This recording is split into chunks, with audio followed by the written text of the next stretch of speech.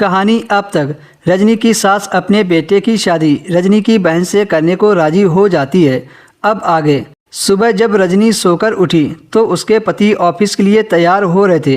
रजनी जल्दी से उठकर बैठ गई और अपने पति का हाथ पकड़ते हुए बोली, आज इतनी जल्दी ऑफिस क्यों जा रहे हो?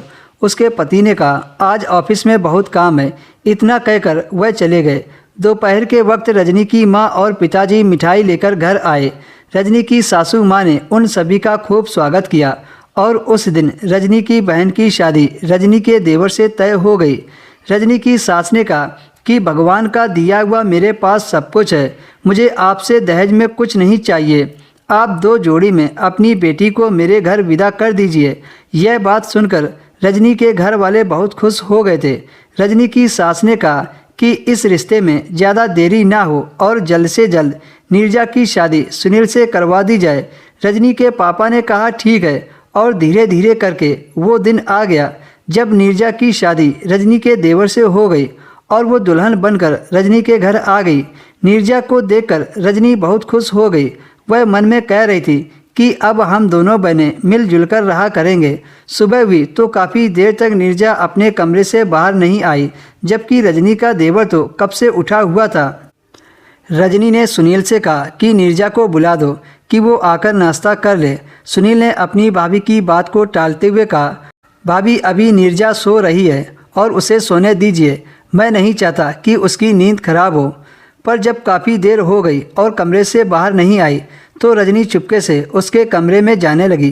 तभी रजनी को उसकी सास ने हाथ पकड़कर खींच लिया और बोली, रजनी तुम यह मत समझना कि तुम्हारा देवर बहुत अच्छा है, वो बहुत गुस्से वाला है, इसलिए बेहतर यही होगा कि तुम उसके कमरे में मत जाओ।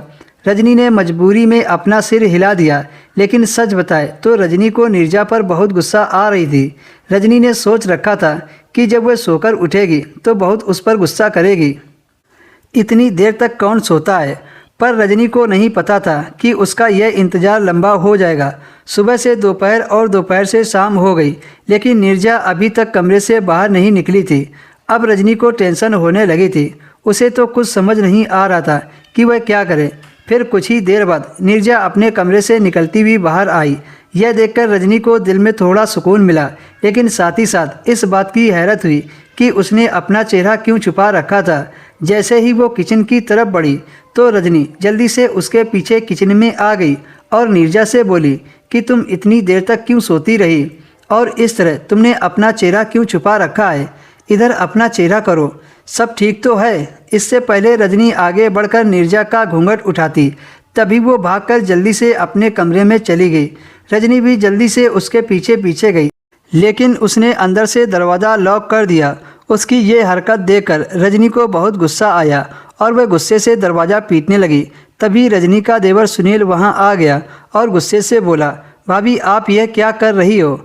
थोड़ा मुझे और मेरी बीवी को प्राइवेसी दोगी या नहीं? मुझे आपसे इस तरह की उम्मीद नहीं थी। रजनी ने भी गुस्से में दरवाजे को धक्का मारकर खोल दिया।